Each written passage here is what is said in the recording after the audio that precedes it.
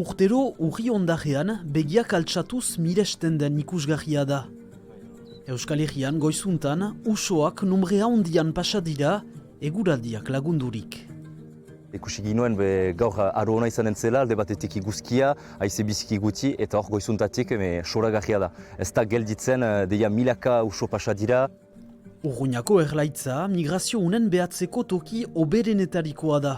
Hemen urtero ego-mendebaldeko ihizi federakuntzak biltzen dituen elkarte batek usoak kondatzen ditu. 250 en retour. Estimation, comptez. Non, estimation. Sori emblematiko unen hobeki ezagutzeko. Cette année, nous avons décalé les observations d'une semaine parce que depuis plus de 7 ans, la migration, le gros flux de la migration, le gros flux, se décale un petit peu dans le temps. Aujourd'hui, on n'a pas encore fait les totaux, mais je pense qu'on va être entre 500 et 1 million sur Urugne. C'est un train bleu qui défile. Elkarteak kondaketak segurtatzen ditu baita ere Saran, Bankan eta Arnegin. Urruñan, CPU itsasbazterra egiturak bere laguntza ekartzen du eta publikoa sentsibilizatzen.